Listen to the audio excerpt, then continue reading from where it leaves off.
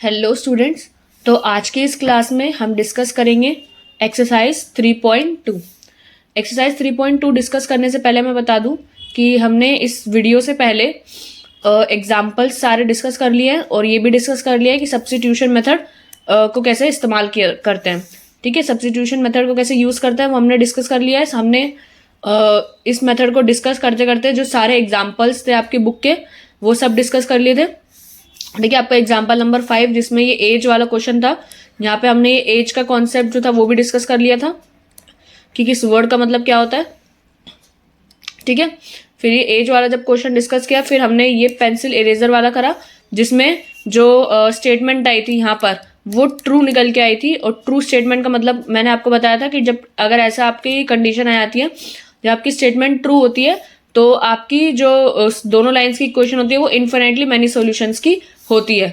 ठीक है, फिर हमने जो नेक्स्ट क्वेश्चन डिस्कस किया था ये रेल्स वाला, इसमें जो ये क्वेश्चन था ये फॉल्स स्टेटमेंट पे बेस्ड था। ठीक है, जैसा कि आप देखोगे। ठीक है, ये फॉल्स स्टेटमेंट पे था। हमने ये डिस्कस किया था जहाँ पे ये वैल्यू आई थी which is a false statement करके, एंड जिसकी स्टेटमेंट फॉल्स आती है वो कौन सी इक्वेशन होती है, कॉमन सॉल्यूशन की नहीं होती है, ये नो सॉल्यूशन की इक्वेशन होती है। ठीक है, ये इक्वेशन नो सॉल्यूशन की होती है, हमने डिस्कस किया था। ठीक है, आज के एक्सरसाइज में हम 3.2 को डिस्कस करेंगे। तो इसको डिस्कस करने से पहले मैं थोड़ा सा रिवाइज करा देती हूँ। जिन्होंने वो वीडियो नहीं देखा है तो प्लीज़ पहले जाके वो वाली वीडियो देखो, तब जाके आपको क्लियर होगा अच्छे से। और अगर देख लिया है तो जस्ट एक थोड़ा सा रिकैप कर लेते हैं कि हमने क्या पढ़ा था उसका।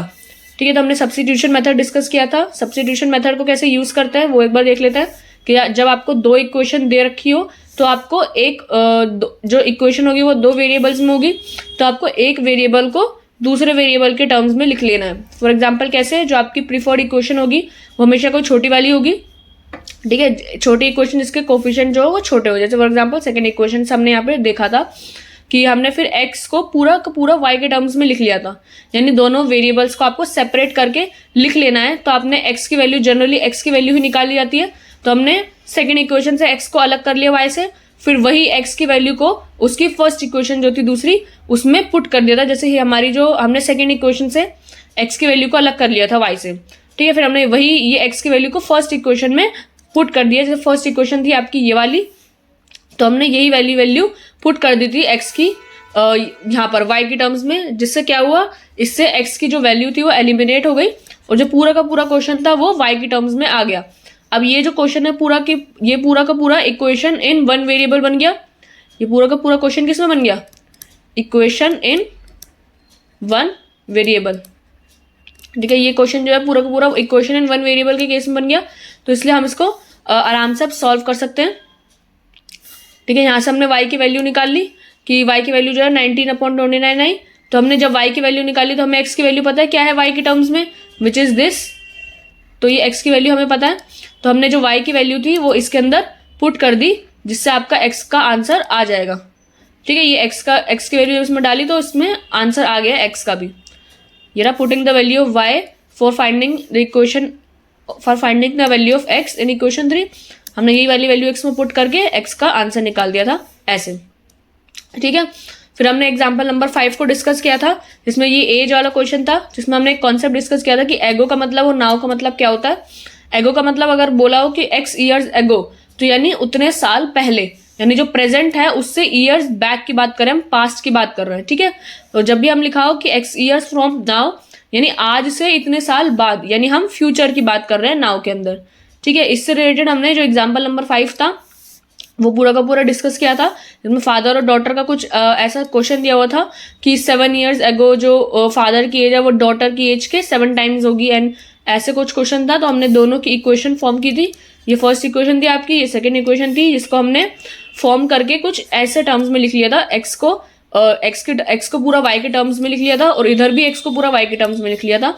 ये एक तरीके से आप कह लो सेकंड मेथड है इसी क्वेश्चन को करने का, जहां हमने दोनों इक्वेशन में x को अलग कर लिया, तो x की वैल्यू दोनों में इक्वल होगी, तो हमने दोनों से इसको इक्वेट कर दिया यहाँ पर हमने। ठीक है, इक्वेट करके कर दिया दोनों को, तो इससे y की वैल्यू आ गई। फिर y की वैल्यू आ जाएगी आपकी, तो उसको x के टर्म्स में डाल दो तो x की वैल्यू भी आ जाएगी। ठीक है, फिर हमने एग्जाम्पल नंबर 6 को डिस्कस किया था कि जिसमें पेंसिल और इरेजर वाला क्वेश्चन था। ये जब हमने इस क्वेश्चन को सॉल्व किया सब्स्टिट्यूशन मेथड से, तो ये दोनों की दोनों वैल्यू कांस्टेंट में आ गई थी और जो वेरिएबल थे यहाँ पर वो एलिमिनेट हो गए थे सारे के सारे। तो जब आपके वेरिएबल एलिमिनेट हो जाते हैं उसके बाद जो आपकी कांस्टेंट में इक्वेशन बचती है, अगर ये ट्रू होती है, अगर ये स्टेटमेंट ट्रू होती है तो आपका जो सॉल्यूशन होगा वो इन्फिनिटली मैनी सॉल्यूशन का होता है। और फिर जब दूसरा हमने एग्जांपल किया था, एग्जांपल 7 में भी हमने यही जो दो इक्वेशंस थी उसको सब्स्टिट्यूशन मेथड से सॉल्व किया था। तो जो आपके यहाँ पर भी वेरिएबल जो थे वो एलिमिनेट हो गए थे। ठीक है, यहाँ पर भी आपके जो वेरिएबल थे वो एलिमिनेट हो गए थे, लेकिन जो कांस्टेंट वाली इक्वेशन भी आती है वो अनइक्वल आई थी यहाँ पर। ठीक है, ये अनइक्वल आई थी जो कि एक फॉल्स स्टेटमेंट होती है, और जब भी स्टेटमेंट फॉल्स हो जाती है तो जो आपका given pair of linear equation होता है उसके सॉल्यूशन नहीं होते, वो नो सॉल्यूशन की कैटेगरी में आता है। ठीक है, फिर हमने कंक्लूजन भी डिस्कस कर रहा था जिससे आपको याद रहे कि जब आपका यूनिक सॉल्यूशन होता है तो आपकी एक्स और वाई की वैल्यूज कुछ ना कुछ आती ही है, लेकिन इन्फिनिटली मैनी सॉल्यूशन होगा तो आपकी जो वेरिएबल्स होंगे वो एलिमिनेट हो जाएंगे, लेकिन स्टेटमेंट आपकी ट्रू होती है कांस्टेंट वाली। ठीक है, तो LHS RHS के बराबर आता है, जिसमें हमने एग्जाम्पल 6 को डिस्कस किया था। ठीक है, फिर हमने नो सॉल्यूशन का केस डिस्कस किया था, इसमें स्टेटमेंट आपकी फॉल्स होती है, वेरिएबल यहाँ पे भी एलिमिनेट होता है और LHS RHS के बराबर नहीं आता है, वही कोफिशिएंट वाली टर्म्स में। ठीक है, तो ये पूरा का पूरा हमने डिस्कस कर लिया था। आज हम एक्सरसाइज 3.2 को डिस्कस करेंगे। ठीक है, तो मैं इसका एक पेज ले लेती हूँ।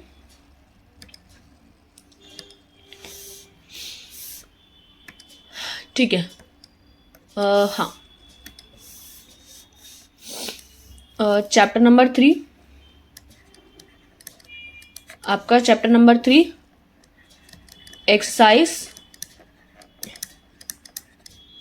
3.2 को आज हम डिस्कस करेंगे, जिसमें क्वेश्चन नंबर 1 करते हैं पहले बुक से। ठीक है, तो क्वेश्चन नंबर 1 को एक बार देखते हैं क्या बोल रहा है। यहाँ पे सबसे पहला क्वेश्चन है, solve the following pair of linear equation by substitution method. तो जो आपने अभी सीखा सब्स्टिट्यूशन मेथड, उसी मेथड से जस्ट आपको ये सारे के सारे पार्ट्स करने हैं। ठीक है, तो हमारी जो एक्सरसाइज है उसमें इसमें 6 पार्ट्स है, क्वेश्चन नंबर 2 है और फिर थर्ड में भी 6 पार्ट्स है, तो मेरे ख्याल से 2 वीडियो लग जाएगी इसको पूरा करने में। तो आज हम आधी एक्सरसाइज पूरी कर लेंगे और नेक्स्ट वीडियो में आधी एक्सरसाइज तब पूरी कर लेंगे। ठीक है, तो अभी हम क्वेश्चन नंबर 1 का फर्स्ट पार्ट करते हैं। x + y = 14 और x - y = 4। तो मैं इसको नोट पे लिख लेती हूँ, x + y = 14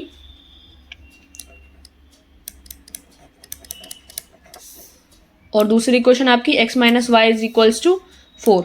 आप भी मेरे साथ साथ करो ताकि आपकी भी हैबिट बन जाए सब्स्टिट्यूशन मेथड सॉल्व करने की और आपको भी ये सारी चीज़ें याद हो जाए। ठीक है, तो आपका x + y = 14 आ गया, ये आपकी फर्स्ट इक्वेशन, ये आपकी सेकेंड इक्वेशन। अब जैसे कि मैंने आपको बताया था स्टेप 1 में किसी को भी इक्वेशन कोई भी एक इक्वेशन ले लो और उसको दोनों को अलग अलग सेपरेट करके लिख लो x और y को। ठीक है, तो यहाँ पर वैसे तो दोनों इक्वेशन ही छोटी है, बट फिर भी मैं यहाँ पर सेकेंड इक्वेशन से ले लेती हूँ। सो फ्रॉम इक्वेशन 2, इक्वेशन 2 क्या है आपकी, x - y = 4।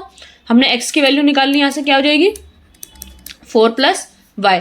ठीक है, ये हमारी एक दूसरी इक्वेशन, नई इक्वेशन आ गई। फिर हम इस इक्वेशन को पुट करेंगे फर्स्ट इक्वेशन में। तो स्टेप 2, आपको पेपर में स्टेप नहीं लिखना, मैं अभी फिलहाल लिख रही हूँ ताकि आपको थोड़ी सी हैबिट हो जाए समझने की कि पहला स्टेप क्या था, दूसरा स्टेप क्या था, बट आपको पेपर में स्टेप 1 स्टेप 2 नहीं लिखना है। ठीक है, तो x = 4 + y, हमने ये वाली वैल्यू निकाल ली x की। अब इसको पुट करेंगे हम फर्स्ट इक्वेशन में। So putting the value of x in equation first, जो है x + y = 14। x की वैल्यू क्या है आपकी 4 + y और प्लस y = 14। ठीक है, तो ये क्या हो जाएगा 4 + 2y = 14। y 2 बार है तो ये ऐड हो जाएगा इसमें। एंड अब यहाँ से y की वैल्यू तो आप निकाल ही सकते हो, 2y = 14 - 4 which is 10 and y की वैल्यू क्या हो जाएगी आपकी 5। तो यहाँ से आपकी एक वैल्यू तो आ गई y की विच इज 5। अब हम यहाँ पर पुट करेंगे x की वैल्यू को y की वैल्यू को इन इक्वेशन 3, जहाँ से हम x की वैल्यू निकाल सकते हैं। तो आपका जो स्टेप 3 था वो क्या था,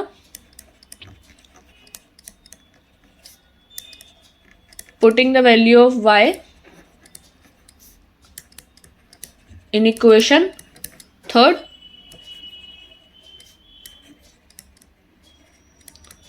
for finding the value of x। आप x की वैल्यू फाइंड करोगे y की वैल्यू से, तो आपकी x की वैल्यू थी 4 + y ना, आपकी x की वैल्यू क्या है 4 + y, विच इज x की वैल्यू 4 + y है आपका 5, तो x की वैल्यू क्या आ गई 9। तो बस यहाँ से आपके दोनों वैल्यू आ गई, x की वैल्यू 9 और y की वैल्यू 5। आई होप बस इतना ही पूछा था, सॉल्व करना था, यहाँ पे हमने x और y की वैल्यू निकाल ली। ठीक है,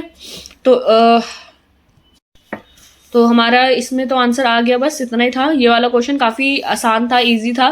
कैसे, क्योंकि यहाँ पर जो आपका कोफिशिएंट था ये दोनों ही 1 थे, x और y का दोनों कोफिशिएंट 1 थे, तो बहुत जल्दी आपका सॉल्व हो गया और बहुत आसान सा था। बट इतना आसान आई होप पेपर में तो नहीं आएगा, थोड़ा सा मतलब हार्ड इन द सेंस, थोड़े जो कोफिशिएंट होंगे x के कुछ टर्म्स में होंगे, 4 5 कुछ होगा। ठीक है, तो हम अब सेकेंड पार्ट करते हैं। ये जो हमने किया वो क्वेश्चन नंबर 1 का फर्स्ट पार्ट था। अब हम डिस्कस करेंगे सेकेंड पार्ट को। क्वेश्चन नंबर 1 का second part which is this. देखो, अब इसमें इक्वेशन में फ्रैक्शन लिया है, तो इसको भी सॉल्व करना सीखेंगे कि इसको कैसे सॉल्व करते हैं। s - t is equals to 3, s - t is equals to 3, और दूसरी इक्वेशन है s/3 + t/2, s/3 + t/2, 3 + t/2 is equals to 6। ठीक है, ये आपकी फर्स्ट इक्वेशन और सेकेंड इक्वेशन। ठीक है, आप इस इक्वेशन सेकेंड इक्वेशन को सही करके लिख सकते हो। कैसे, देखो यहाँ पे एलसीएम लेकर आप इसको सही कर सकते हो। सो पहले तो आप सेकेंड इक्वेशन को थोड़ा सा फैक्टराइज करके लिख लो। यहाँ पर जब आप इसका एलसीएम लोगे 3 और 2 का, तो जो एलसीएम होगा 3 और 2 का वो 6 ही आएगा। तो आप 6 का साथ एलसीएम लोगे इसका, तो 3 2 = 6 एंड 2 s एंड 2 3 = 6, तो 3t इज इक्वल्स टू 6। अब ये 6 इधर चला जाएगा, तो ये क्या हो जाएगा 2s + 3t is equals to 36। तो आपकी जो हमने अगर इक्वेशन को लोएस्ट फॉर्म में लाए, तो ये वाली ही इक्वेशन नाउ अब ये बन चुकी है। ठीक है, तो आप इसको फर्स्ट इक्वेशन ये हो गई आपकी और सेकंड इक्वेशन आपकी ये हो गई। ओके, अब आप इसमें वही जैसे सब्स्टिट्यूशन मेथड से सॉल्व करते हो वही करना है आपको। तो finding the value of x and y through substitution method. अब आप फाइंड आउट करोगे सब्स्टिट्यूशन मेथड से इन सबकी वैल्यूज को। ठीक है, तो आपकी जो फर्स्ट इक्वेशन तो ये हो गई, तो वही है आपका स्टेप 1।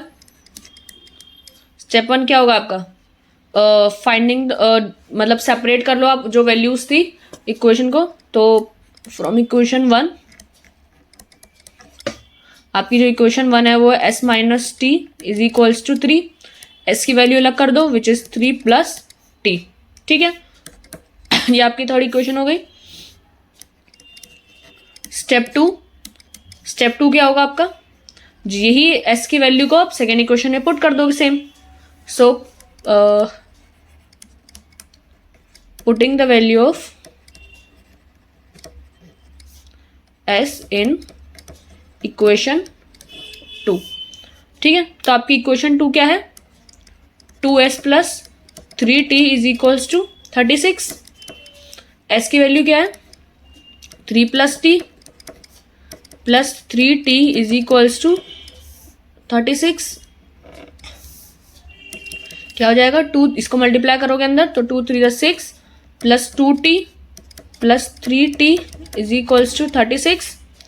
ये क्या हो जाएगा 6 + 5t is equals to 36। And 5t is equals to 36 minus 6 is 30। तो आपकी यहाँ पे लिख देती हूँ 5t की वैल्यू आ रही है आपकी 30, तो आपकी जो t की वैल्यू आएगी वो 6 आ जाएगी। सिंपल, इतना तो हम काफ़ी सॉल्व कर ही चुके हैं अब तक। तो t की वैल्यू 6 आ गई। अब आप यही वैल्यू को पुट करोगे s की वैल्यू निकालने के लिए। So putting the value of t in equation third. Okay, for finding the value of s, putting the value of t in equation third,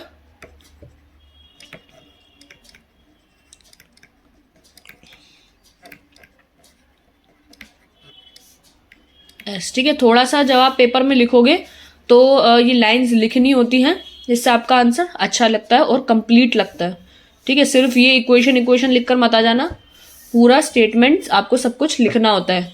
आप स्टेटमेंट्स के लिए ये सब भी लिख सकते हो और एक बार अपने एग्जाम्पल्स में भी देख सकते हो, वहाँ पे भी देखो काफ़ी अच्छा लाइंस लिखी होती है बड़ी बड़ी करके। ठीक है, तो इससे आंसर कंप्लीट लगता है आपका। तो पहले मैं ये वाला क्वेश्चन सॉल्व कर दूँ, फिर आपको थोड़ा एग्जाम्पल से बताऊंगी स्टेटमेंट्स उन्होंने कैसे लिखी होती है। ठीक है, तो एस की वैल्यू हमने देखा इस 3 + t है, तो s की वैल्यू क्या हो जाएगी 3 + 6 विच इज 9। तो s की वैल्यू आपकी आ गई 9 और t की वैल्यू आ गई आपकी 6। ठीक है, तो इसी के उससे हमारा जो आंसर है वो कंप्लीट हो गया। ठीक है, तो अब नेक्स्ट क्वेश्चन करते हैं। क्वेश्चन नंबर फर्स्ट का थर्ड पार्ट। अब थर्ड पार्ट डिस्कस करते हैं। ठीक है, ये रहा 3x - y is equals to 3,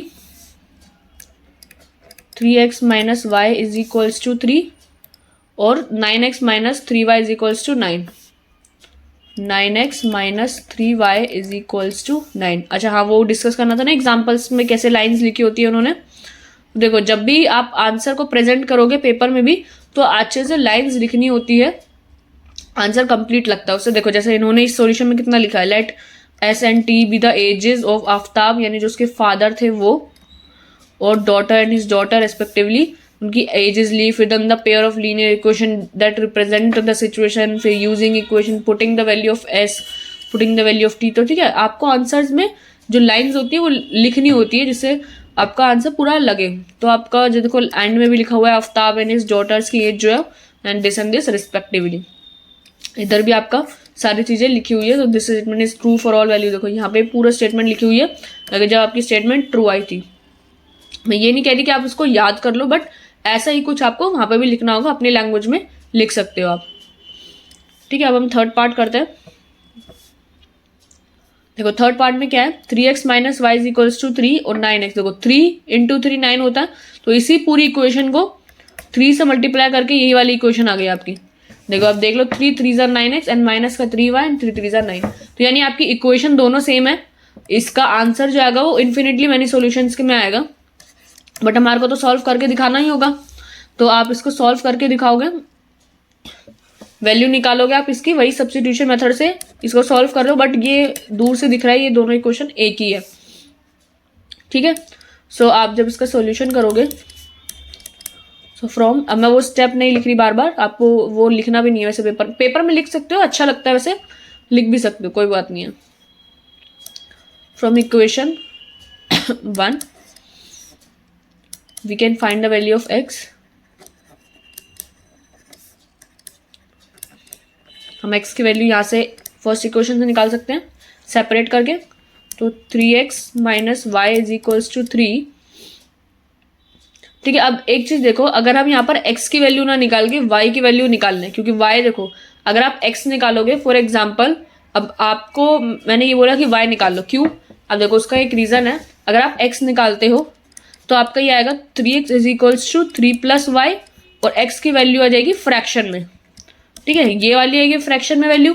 अब फ्रैक्शन को ना लेकर इसको अवॉइड करके आपको तो वैसे भी किसी की भी वैल्यू निकालनी है, वो तो मैंने जनरली बोला था कि x की वैल्यू निकाली जाती है, बट आप तो किसी की भी निकाल सकते हो।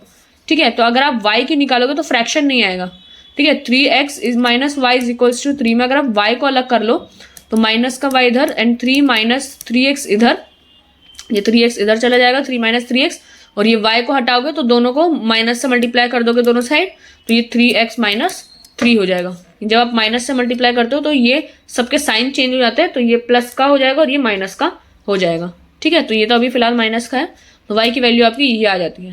ठीक है, तो आपका y जो है बेसिकली अभी एक सही टर्म्स में आया है, बट ये फ्रैक्शन की टर्म्स में आ रहा है, तो इसलिए मैंने बोला कि आप किसी की भी एक की वैल्यू निकाल सकते हो, y की वैल्यू निकाल लो। ठीक है, तो अभी ये मैं बता देती हूँ, आप यहाँ पर y की वैल्यू निकाल लो, यहाँ पे भी इसको हटा देते हैं। Substitute find the value of y, 3x minus y is equals to 3, तो आपका माइनस का y हो जाएगा 3 माइनस 3x, और y को पॉजिटिव करोगे तो 3x माइनस 3, ये आपकी वैल्यू आ जाएगी। ठीक है, y की। अब इसको पुट करोगे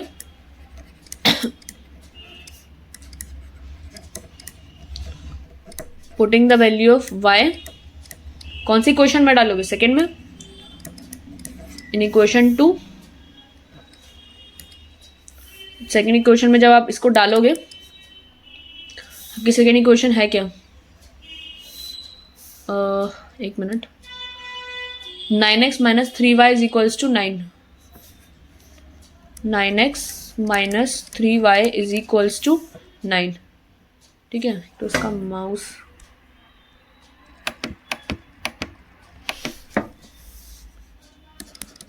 और हमने जो y की वैल्यू निकाली है वो क्या है, 3x minus 3,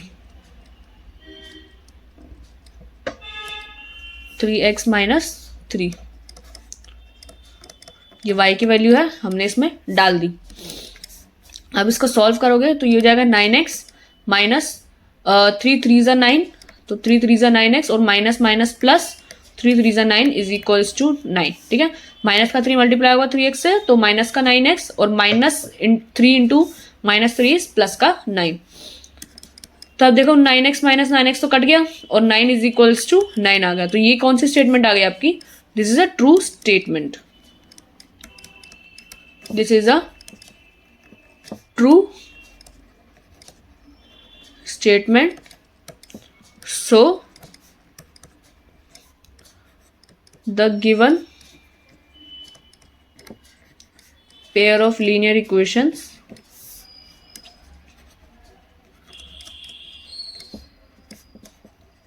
has infinitely many solutions। ठीक है, तो जो आपके गिवन पेयर है उसके बहुत सारे infinitely many solutions है, तो आप मतलब फाइंड कर सकते हो, we can find the value of, can find so many values of x and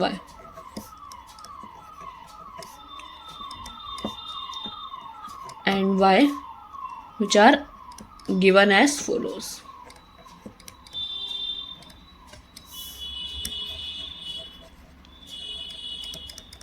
y की वैल्यू आप कैसे निकालोगे, 3x माइनस 3 करके, आप कोई भी वहाँ पे x की वैल्यू डालो तो आपकी y की वैल्यू निकलती जाएगी। फॉर एग्जांपल अगर आप x की वैल्यू को 1 डालते हो तो y की वैल्यू क्या हो जाएगी, 3 1 माइनस 3 विच इज 0।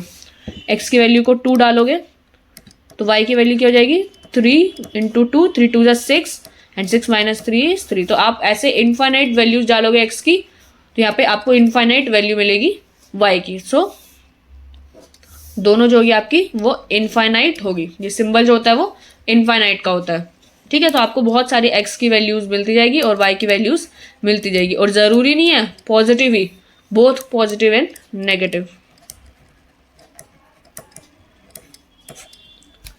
ठीक है, तो दोनों मिलती रहेगी, पॉजिटिव भी और नेगेटिव दोनों मिलेगी। अब हम नेक्स्ट पार्ट करते हैं, question number 4।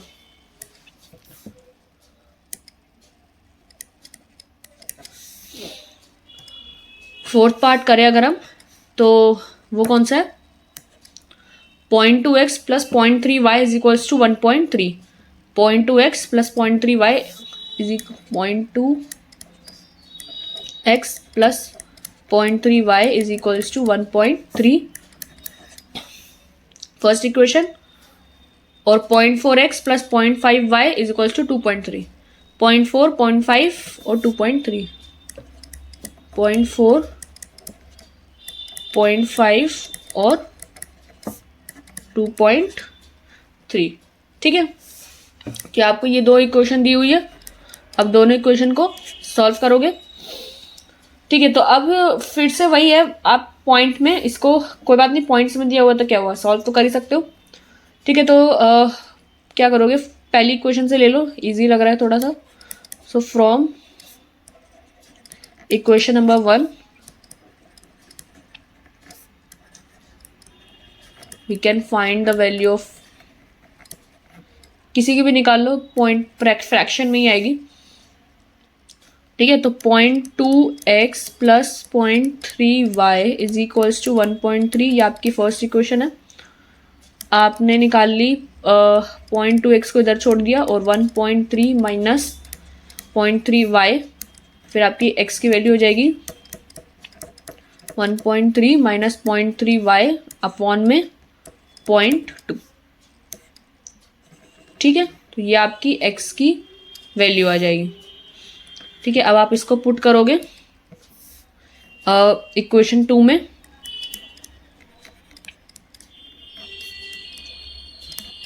Putting the value of x in equation number 2। ठीक है, तो कौन सी इक्वेशन है, 0.4x लिख लेते हैं पहले, plus 0.5y is equals to 2.3, ये आपकी सेकेंड इक्वेशन है ही। ठीक है, अब आप इसमें पुट करोगे क्या, 0.4, x की जगह x की वैल्यू 1.3 माइनस 0.3y। ठीक है, और नीचे 0.2। ठीक है, और यहाँ पे 0.5y तो है ही, ये आपकी इक्वेशन आ गई। अब आप इसको सॉल्व करो और y की वैल्यू निकालो। अब इसको सॉल्व करना थोड़ा सा कठिन हो सकता है, मतलब पॉइंट में ही है, वैसे तो नंबर्स भी छोटे ही हैं, 3, 2, 5 और 1.3, बट आप इसको सॉल्व करोगे तो 0.4 इंटू, पहले तो जब आप इसको पूरे को मल्टीप्लाई करोगे इससे, ये नीचे का जो है वो आपको पहले इससे मल्टीप्लाई, नीचे का छोड़ दो, पहले 0.4 को मल्टीप्लाई करो 1.3 से, वो क्या हो जाएगा, देखो यहाँ पे ऐसे मैं आपको बताया दूँ इसको कैसे सॉल्व करना है। इसको पॉइंट भी हटा भी दो तो ये नॉर्मल क्या है, 13 इंटू 4, 13 इंटू 4 क्या होता है, 52 होता है। तो आप यहाँ पे लिखोगे 52, और अब ये 1.3 है और ये 0.4 है, तो 2 के बाद पॉइंट है, तो यहाँ पे भी 2 के बाद पॉइंट आ जाएगा आपका, तो यहाँ पे ये हो जाएगा 0.52। ठीक है, अब यहाँ पे माइनस लगाओगे, फिर 0.4 into 0.3 which is 4 into 3 is 12। ठीक है, तो और 2 के बाद पॉइंट है, तो एक 0.3 इसका और एक 0.4 का एक पॉइंट ये। ठीक है, तो आपका ये दोनों का पॉइंट आ जाएगा, और नीचे आप लिखोगे 0.2। ठीक है, और यहाँ पे इसके साथ y है ही, और यहाँ पे plus 0.5y is equals to 2.3। फिर आप नीचे यहाँ पे एलसीएम लोगे इसके साथ, तो ये हो जाएगा 0.2। ठीक है, तो ऊपर तो सेम ही रहेगा, 0.52 माइनस 0.12y और नीचे 1, तो 0.2 ऊपर मल्टीप्लाई जाएगा इससे, तो विच इज 1, 2 5 10। एंड जब आप देखो 0.2 इंटू 0.5 कैसा होता है, यानी 2 इंटू 5 इज 10, और 2 के बाद आपका पॉइंट है, तो यानी 2 के बाद आपका ये, तो पॉइंट डेसिमल के बाद तो 0 की कोई वैल्यू नहीं होती, अगर एंड में है तो इसका आपका हो जाएगा 0.1, 2 5 10 है ना, तो 0.2 इंटू 0.5 इज 2 5 10, तो आपका 10 हो जाएगा, और 2 के बाद पॉइंट आ जाएगा, तो ये आपका 0.1 हो जाएगा। ठीक है, अब आप उसको सॉल्व करो, फिर आपका आंसर आ जाएगा। ठीक है, तो ये आपका यहाँ पर आ गया इज इक्वल्स टू 2.3। अब यहाँ पे y और y की टर्म तो यही है बस, और इसको सॉल्व करोगे तो 0.52 प्लस 0.1 यहाँ पे 0 है, इसको ऐड करोगे तो 5 और 6 0.62 आ जाएगा माइनस 0.12y, और ये 0.2 इधर मल्टीप्लाई हो जाएगा तो 23 into 2 is 2 3 6 and 2 2 4, and point है दोनों में तो 2 के बाद पॉइंट विच इज 0.46। ठीक है, अब आपका ये सॉल्व करके आ गया। अब आप इसको और सॉल्व करोगे थोड़ा सा और y के लिए, तो आपका y उधर चला जाएगा, ये इधर आ जाएगा तो दोनों का माइनस हट जाएगा तो 0.12y। ठीक है, ये इधर जाएगा तो ये क्या हो जाएगा प्लस का, और ये इधर आ जाएगा तो ये हो जाएगा माइनस का, विच इज 0.62 माइनस 0.46। ठीक है, 0.12y इज इक्वल्स टू, ये आप माइनस करोगे 62 माइनस 46 विच इज 6 और 6 12 और 5 माइनस 4 इज 1। ठीक है, आप इसको ऐसे कर सकते हो 62 माइनस 46 इज 6 और 6 12 6, और ये हो जाएगा बचेगा 5 5 और 4 या 1। ठीक है, 0.16। तो आपकी y की वैल्यू क्या हो जाएगी 0.16 अपॉन में 0.12। ठीक है, तो आप ये पॉइंट से पॉइंट हट जाएगा तो दोनों में इक्वल हो जाएगा, 4 3 ज़ा 12 एंड 4 4 ज़ा 16। तो आपकी y की वैल्यू क्या आ रही है 4/3। 4/3 कैसे आ सकती है y की वैल्यू, हमने कुछ मिस्टेक कर दी शायद ऊपर। y की वैल्यू तो पूरी ही आएगी ना। देखो आपकी y की वैल्यू जो थी वो यही थी। ठीक है, आपकी x की वैल्यू y की वैल्यू तो यही गिवन थी। आपने यहाँ से इक्वेशन 1 निकाल ली x की, तो एक सेकेंड में देखती हूँ पहले।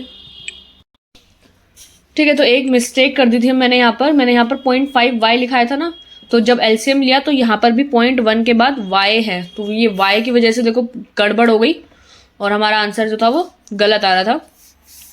ठीक है, तो अब आप यहाँ पर ये 0.52, तो इसके बाद देखो ये पूरा का पूरा जो है ना वो एक मिस्टेक है। मैं वही सोचूं y की वैल्यू फ्रैक्शन में नहीं आएगी इसमें, या तो आएगी तो कोई एक एब्सोल्यूट वैल्यू आएगी।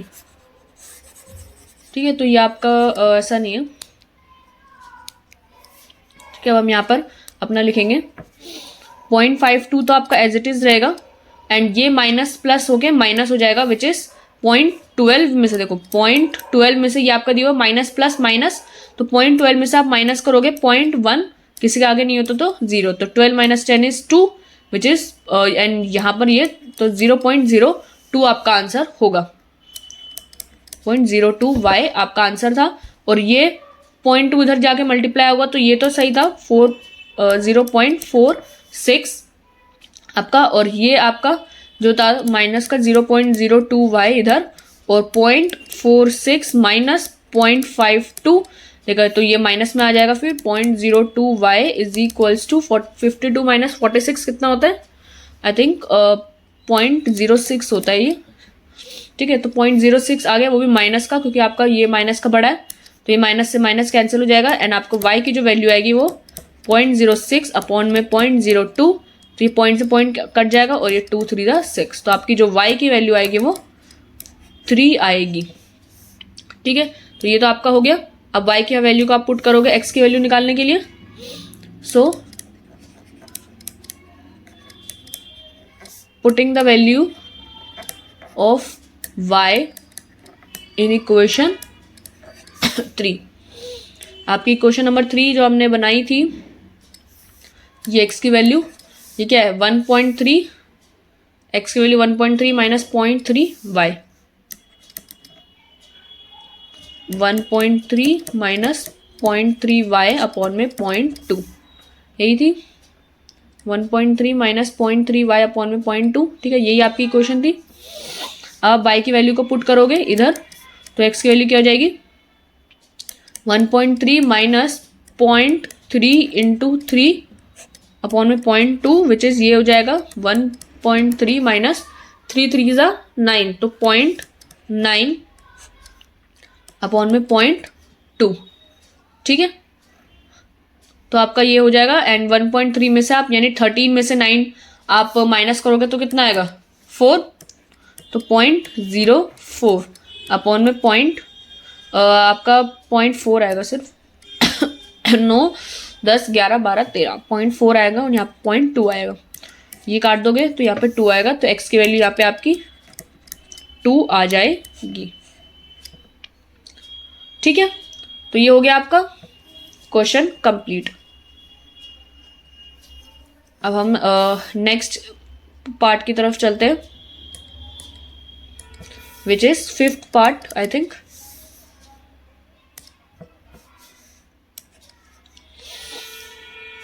फिफ्थ पार्ट क्या है? √2x plus √3y is equals to 0। √2x plus √3y is equals to 0।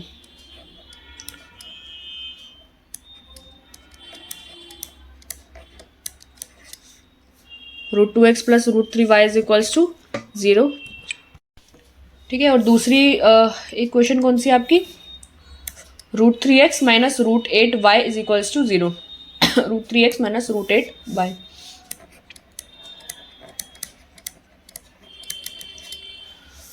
ठीक है, तो ये आपकी फर्स्ट इक्वेशन, ये आपकी सेकेंड इक्वेशन। अब देखो ये रूट में दिया हुआ है, तो अब आधे लोग तो इस रूट को देखकर ही घबरा जाएंगे और क्वेश्चन छोड़ देंगे। तो देखो ऐसा नहीं है, आपका आसान ही है, ज़्यादा कुछ हार्ड होगा नहीं। सबसे पहले कोई भी इक्वेशन ले लो। अब यहाँ पर मैं फर्स्ट वाली ले लेती हूँ। From equation first we can find the value of x। ठीक है, तो अब हम यहाँ पर करेंगे फर्स्ट इक्वेशन जो आपकी वो ये √2x plus √3y is equals to 0। ये आपकी फर्स्ट इक्वेशन है, तो आपको इसमें x को सेपरेट करके लिखोगे, विच इज माइनस का √3y। ये उधर जाएगा तो माइनस का √3y हो जाएगा, एंड x की वैल्यू क्या हो जाएगी? माइनस का √3y अपॉन में √2। ये आपकी x की वैल्यू आई है y की टर्म्स में, second equation.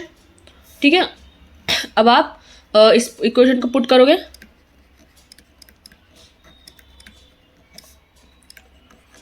Putting the value of x in equation 2।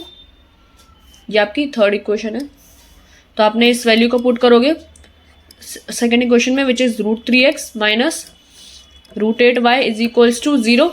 ये आपकी सेकेंड इक्वेशन है। ठीक है, अब आप इसमें x की वैल्यू को पुट करोगे जो हमने अभी फाइंड आउट करी है, विच इज माइनस का √3y अपॉन में √2, माइनस का √3y अपॉन में √2। ठीक है, ये x की वैल्यू पूरी, और यहाँ पे √8y है ही, इज इक्वल्स टू 0। तो ये क्या हो जाएगा? माइनस का √3 इंटू √3। देखो √3 इंटू √3 इज 3। क्यों? क्योंकि जो ये रूट होता है ना, इसका मतलब होता है आपकी जो फ्रैक्शनल पावर है, इसका मतलब होता है पावर हाफ। ये जिसपे भी होती है, यानी रूट लगा होता है, अगर ये √3 पे लगा है तो 3, इसको √3 का मतलब लिखने का मतलब है पावर जो इसकी हाफ है। ऐसे यहाँ पर लिखा हुआ 3 की जो पावर है वो हाफ है। और आपने पढ़ा है कि जब सेम बेस होता है, जब बेस सेम होता है तो आपकी पावर्स ऐड हो जाती हैं।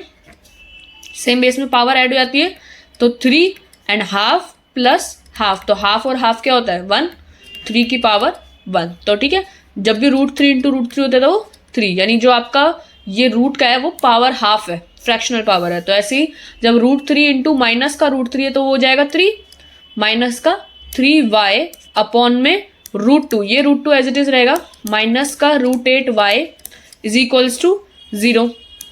फिर आप एलसीएम लोगे इसका, तो यहाँ पर तो माइनस का 3y ही रहेगा और यहाँ पर 1 रहेगा, तो ये √2 इंटू √8 हो जाएगा।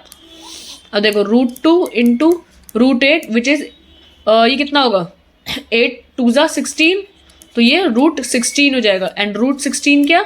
16 की पावर हाफ, 16 की पावर हाफ, और जो 4 का स्क्वायर होता है, 4 4 जा 16, तो 4 का स्क्वायर है ये, तो ये पावर से ये कट जाएगा, 2 इंटू 1/2, और ये 4 की पावर 1 आ जाती है। ठीक है, तो ये हो जाएगा 4y इज इक्वल्स टू 0। समझ में आया? ये हमने यहाँ पर एलसीएम लिया था, तो √2 इंटू √8 विच इज 8 2 16, तो 16 आता रूट में, √16y। ठीक है, अब √16 क्या होता है, 4 का 16 क्या, 4 का स्क्वायर, तो 4 का स्क्वायर जो आएगा बाहर आके रूट से बाहर आएगा तो 4 हो जाएगा। ठीक है, तो ये √2 तो इधर चला जाएगा, 0 हो जाएगा, तो विच इज -3 और -4, तो आपका -7y है इज इक्वल्स टू 0, तो y की वैल्यू भी 0 अपॉन में -7 इज 0, आपकी y की वैल्यू 0 आती है यहाँ पर। ठीक है, अब आप y की वैल्यू जो y की है उसको आप पुट करोगे x की उसमें थर्ड इक्वेशन में, so putting the value of y in equation 3 for finding the value of x,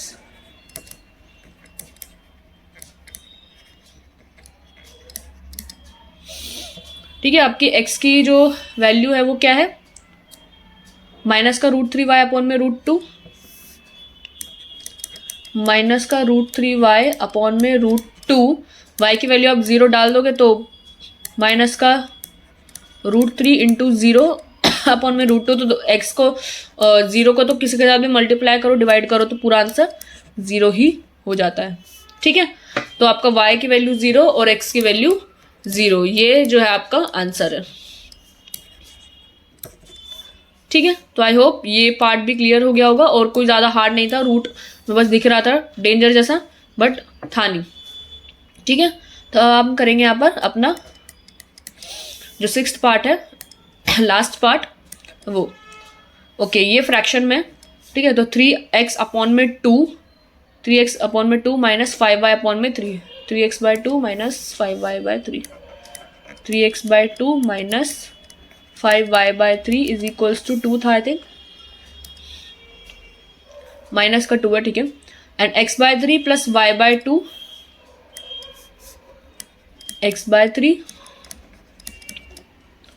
2 is equals to क्या है, 13/6। ठीक है, तो ये है आपका, फिर से आपको वही x को अलग कर लेना है, y को सेपरेट कर लेना है, तो हम सेकेंड इक्वेशन में कर लेते हैं। ठीक है, from equation 2 we can find the value of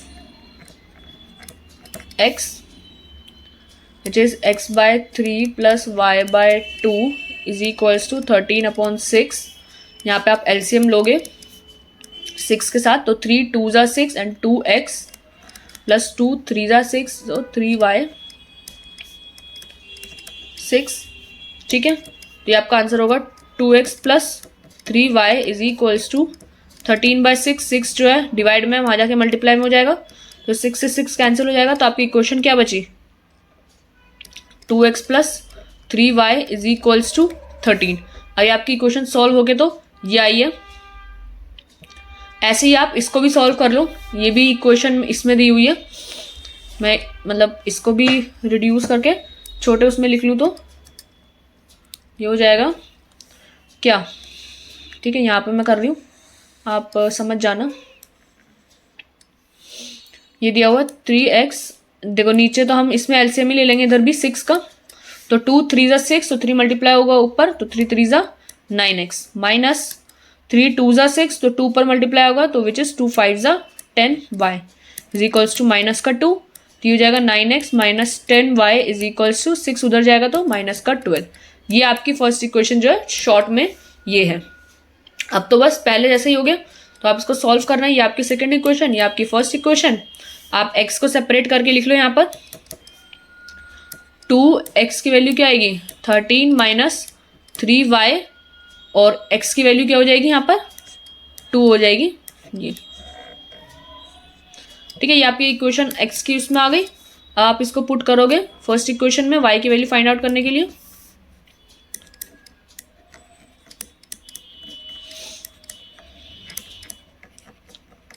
putting the value of x in equation 2, जो आपकी इक्वेशन 2 है वो क्या है, 9x minus 10y is equals to minus का 12। ये आपकी इक्वेशन नंबर 2 है। आप इसमें पुट करोगे x की वैल्यू विच इज़ 9 ब्रैकेट में 13 माइनस 3y अपॉन में 2 माइनस का 10y माइनस का 12।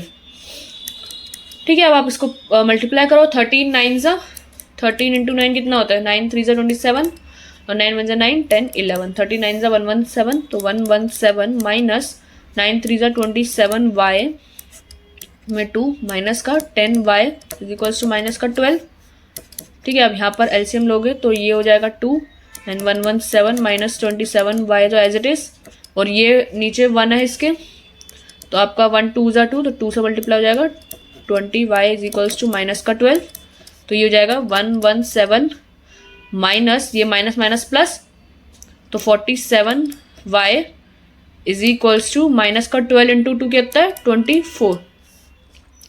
ठीक है, तो ये आपका माइनस का 47y is equals to minus का 24 माइनस का 117, तो ये आप ऐड करोगे तो कितना आएगा? तो आप इसको ऐड करोगे तो कितना आएगा? 7 4 11 2 3 और 4 और 141। ठीक है, तो आपका ये माइनस से माइनस कट जाएगा और y की वैल्यू क्या आएगी? 141 अपॉन 47। ये कट रहा है शायद। 47 इंटू 2 अगर आप देखो तो 2 7 14 2 4 8 नहीं, अगर आप इसको 3 से मल्टीप्लाई करो तो 3 7 21 1 2 क्यू में 3 4 12 13 14। हाँ देखो ये 3 से कट रहा है पूरा। y की वैल्यू 3, तो कट की कुछ वैल्यू आएगी, फ्रैक्शन में तो नहीं आएगी। अगर फिर भी आपको नहीं दिखता है पेपर में तो आप इसको यहाँ पर भी छोड़ सकते हो। आपका आंसर यहाँ तक भी ठीक है, करेक्ट आंसर है आपका। ठीक है, अगर आप 141/47 भी छोड़ोगे तो आपका आंसर तब भी सही है। कभी कभार होता है नहीं पता चलता कि ये कट रहा है या नहीं, तो that's totally fine. So putting the value of y, मैं यहाँ पे पुटिंग लिखती हूँ, आप चाहो तो सब्सटीट्यूटिंग भी लिख सकते हो, क्योंकि बुक में आपका सब्सटीट्यूटिंग लिखा होगा कि substituting the value of y, substituting the value of x, क्योंकि सब्सटीट्यूशन मेथड है। तो आप पुटिंग सब्सटीट्यूटिंग जो आपको अच्छा लगे आप वो लिख लेना। ठीक है, मैं पुटिंग लिख रही हूँ। Putting the value of y in equation 3। ठीक है, क्या है आपकी x की वैल्यू? 13 minus 3y upon 2।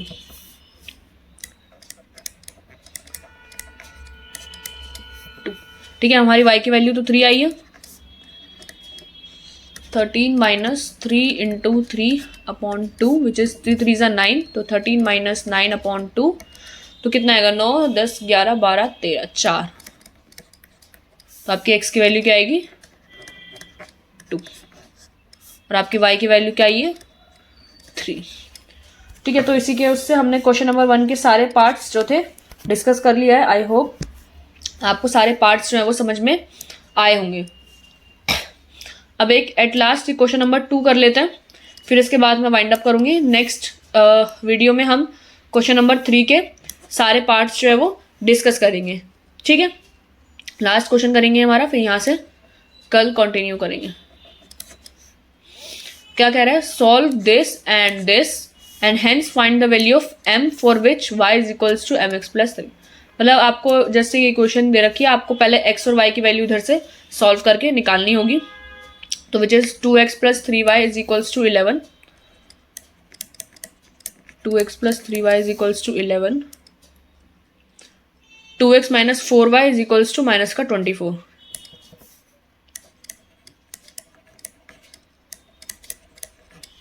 ठीक है, ये आपको वैल्यू दे रखी है फर्स्ट इक्वेशन और सेकंड इक्वेशन। ठीक है, अब आपको इसको सॉल्व करना होगा पहले तो वही सब्स्टिट्यूशन मेथड से। तो हम कर लेते हैं फर्स्ट इक्वेशन से। फ्रॉम फर्स्ट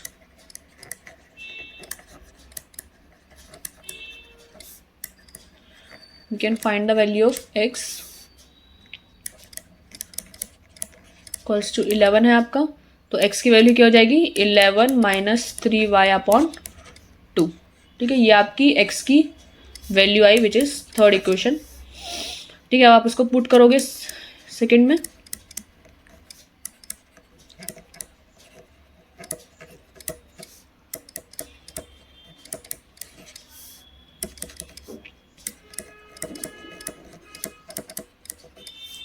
इसमें पुट करोगे x की वैल्यू को 11 माइनस 3y अपॉन 2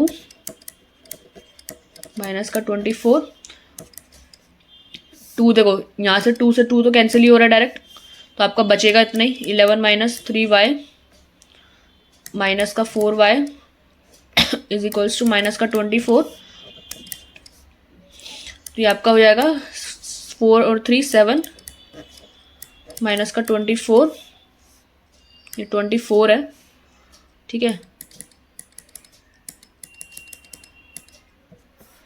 और ये आपका माइनस का 7y is equals to minus का 24 माइनस का 11 विच इज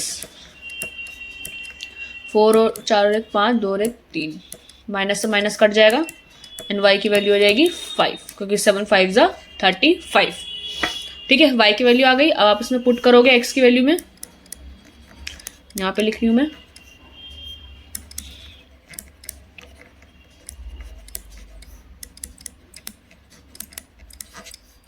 तो आपके x की वैल्यू क्या थी 11 minus 3y upon 2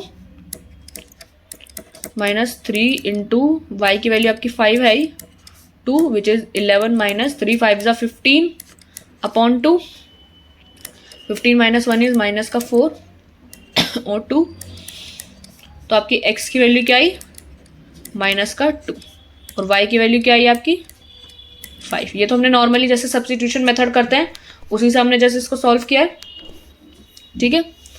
and then क्या बोला है, सॉल्व करना था, सॉल्व कर रही हमने। And hence find the value of m। अच्छा m की वैल्यू निकालनी है इसमें से, y is equals to mx plus 3। Okay निकाल लेते हैं। आपको ये क्वेश्चन दे रखी है y is equals to mx plus 3। आपने x और y की तो वैल्यू निकाल ही ली है विच इज माइनस 2 और 5। y की वैल्यू आप इसमें डालोगे 5 और यहाँ पर x की वैल्यू तो आपको पता ही है माइनस का 2 प्लस 3, ठीक है। तो ये हो जाएगा 5 इज इक्वल्स टू माइनस का 2m प्लस 3, ये 5 माइनस 3 हो जाएगा, 2 बचेगा यहाँ पे और ये माइनस का 2m, m की वैल्यू आपकी माइनस का 1 आएगी, ठीक है। यहाँ पे हमने जस्ट वैल्यू पुट करी है और नहीं कुछ नहीं किया, ठीक है। तो आई होप ये क्लियर हो गया होगा। m की वैल्यू माइनस 1 आ गई, जस्ट हमने x और y की वैल्यू पुट करनी थी और यहाँ पे हमने ये दोनों वैल्यूज को यहाँ पर पुट किया है।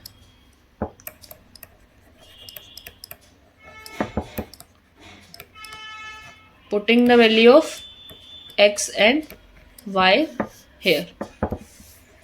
हमने जैसे यहाँ पर x और y की वैल्यू को पुट किया और m की वैल्यू माइनस 1 आ गई, ठीक है। अब यहाँ से हम कल कंटिन्यू करेंगे क्योंकि ये काफ़ी बड़ी है, ये वर्ड प्रॉब्लम्स आपकी अच्छे से कल समझेंगे और फिर इसको ख़त्म करेंगे 3.2 को, ठीक है। मैं थोड़ा सा समझा देती हूँ कि क्या है इनमें, ठीक है। थोड़ा सा समझ लेते क्या है आप, ताकि घर पे भी प्रैक्टिस कर सको, वरना कल तो हम डिस्कस करेंगे ही इसको, ठीक है। वैसे तो होगा नहीं कुछ भी, और सब्स्टिट्यूशन मेथड से ही सब कुछ सॉल्व करना है आपका।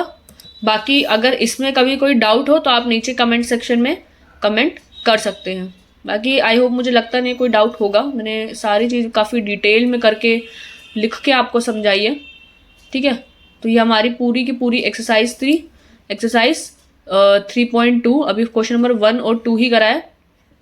नेक्स्ट वीडियो में हम क्वेश्चन नंबर 3 से डिस्कस करेंगे। यहाँ पे मैं लिख देती हूँ क्वेश्चन नंबर 3 फर्स्ट पार्ट, जो आपकी वर्ड प्रॉब्लम्स है सारी की सारी।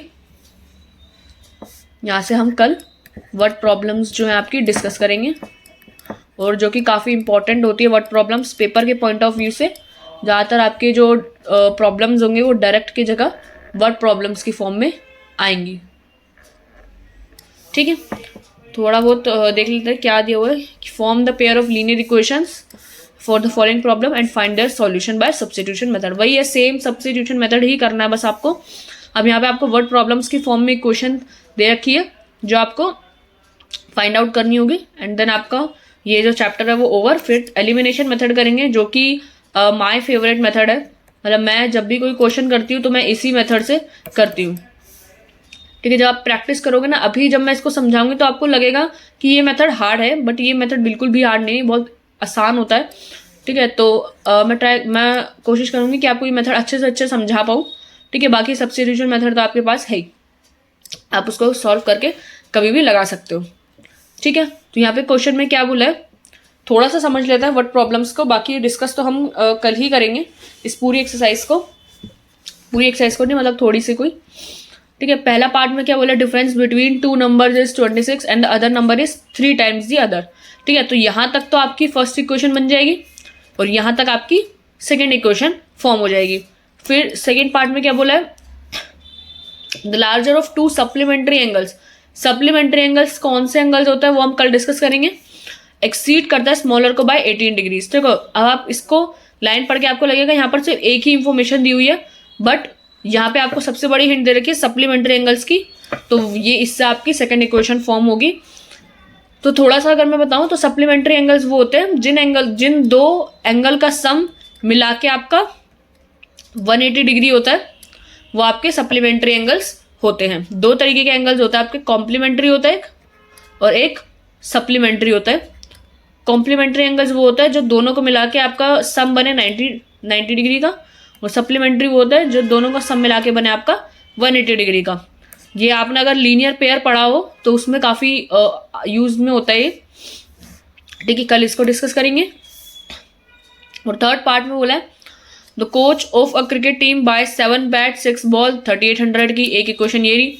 फिर शी बाइज 3 बैट 5 बॉल 1750 की, फिर वही कॉस्ट निकाली। ये क्वेश्चन तो हमने काफ़ी सारे डिस्कस कर लिया, मतलब आगे भी। ठीक है, अब नेक्स्ट में क्या बोला, the taxi charges in a city consist of fix charge together with the charge of distance covered. अच्छा, ये फिक्स और वेरिएबल का क्वेश्चन है, यानी एक टैक्सी जो है वो फिक्स चार्ज तो सबसे लेती है, भले ही आप कहीं कितना भी दूर जाओ, ये फिक्स चार्ज तो आपका फिक्स है। और एक चार्ज होता है वेरिएबल का। वेरिएबल चार्ज किस पे डिपेंड कर रहा है आपका, जितना डिस्टेंस आपने कवर किया है उस पर, जो कि आपकी नॉर्मल टैक्सी में हर जगह होता है।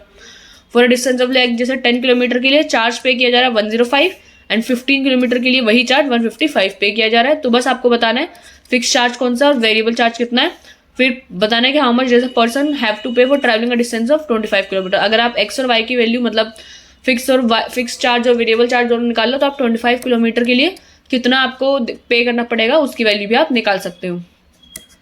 ठीक है, फिफ्थ पार्ट में कह रहे हैं a fraction becomes 9/11 if 2 is added to both the numerator and denominator.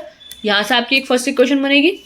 And if 3 is added to both the numerator denominator तो आपकी 5/6 आपकी वैल्यू हो जाती है। ठीक है, तो यहाँ से आपकी फर्स्ट और सेकंड इक्वेशन बनेगी। इसको भी कल अच्छे से डिस्कस करेंगे। और सिक्स पार्ट में क्या बोला, 5 years हैंस। तो देखो हैंस बोला है, हैंस का मतलब होता है बाद में, यानी आपके फ्यूचर की बात यहाँ पे डिस्कस की जा रही है कि इतने टाइम से बाद, 5 साल बाद, 5 years hence the age of Jacob will be 3 times that of his son। यानी वही फादर और डॉटर की जगह सन वाला क्वेश्चन है कि जैकब की जो एज है 5 साल बाद उसके 3 गुना हो जाएगी अपने बेटे की। फॉर एग्जाम्पल अगर इसकी एज हमने x ली है तो x + 5 जो इसकी एज होगी वो 3 गुना हो जाएगी उसके सन की एज। अगर हमने y ली है तो y की भी जो एज होगी वो 5 साल बाद की ली जाएगी। ये आपकी फर्स्ट इक्वेशन हो जाएगी। फिर बोला 5 years ago।